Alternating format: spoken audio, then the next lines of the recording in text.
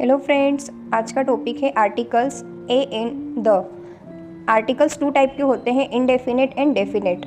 Indefinite में ए और N होते हैं और डेफिनेट में द होता है।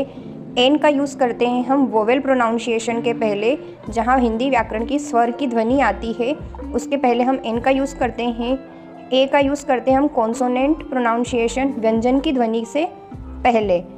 और द का यूज़ करते हैं हम कोई भी स्पेसिफिक या फिर जनरल नाउन या फिर सुपरलेटिव डिग्री हो तो उसके पहले हम द का यूज़ करते हैं।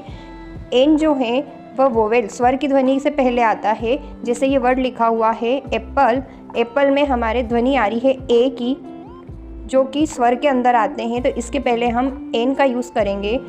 ये HOUR है, एच है लेकिन यहाँ एच साइलेंट है, हम इसको ओवर पढ़ते हैं और ओवर में ओ की ध्वनि आती है, तो इसके पहले भी हम एन का यूज़ करेंगे।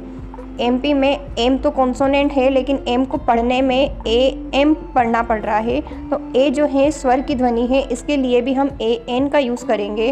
और अम्ब्रेला में यू जो कि वोवेल्स के अंदर तो है ही लेकिन इसको पढ़ने में अ की ध्वनि आ रही है, तो हम इसके पहले हम AN का यूज़ करेंगे।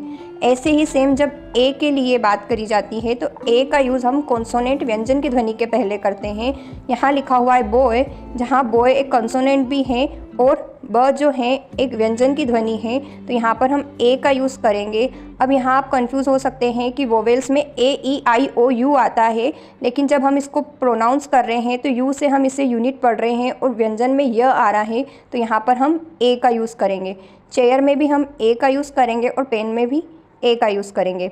द की बात होती है तो द जो है किसी भी स्पेसिफिक चीज़ या फिर ऐसी जो यूनिवर्स में सिर्फ एक हो, या फिर जो भी आपको लाइन दी जाती है उस लाइन में जब फिलिंग द ब्लैंक्स दिया जाता है उसके बाद किसी स्पेसिफिक या जनरल नाउन का यूज़ होता है, तब आप द को फिल करेंगे। और कोई भी superlative degree filling the blanks के बाद लिखी हुई है तो आप वहाँ भी द का यूज़ करेंगे।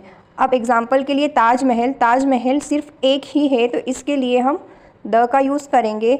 मून भी एक है, इसके लिए हम द का यूज़ करेंगे। और टॉलेस्ट में सुपरलेटिव डिग्री लगी हुई है तो इसके पहले भी हम द का यूज़ करेंगे। एक और एग्जांपल हम देखेंगे, सेम अल्फ़ाबेट्स हैं H और H, लेकिन यहाँ पर हॉर्स में ह की ध्वनि आ रही है, ये H साइलेंट है यहाँ पर, इसको हम ऑनेस्ट पढ़ेंगे, ओ की ध्वनि आ रही है। और हिमालय जो है एक पर्वत है, एक माउंटेन है, तो यहाँ पर H के लिए हम हिमालय के लिए हम द का यूज़ करेंगे, ऑनेस्ट के लिए हम एन का यूज़ करेंगे और हॉर्स के लिए ए का यूज़ करेंगे।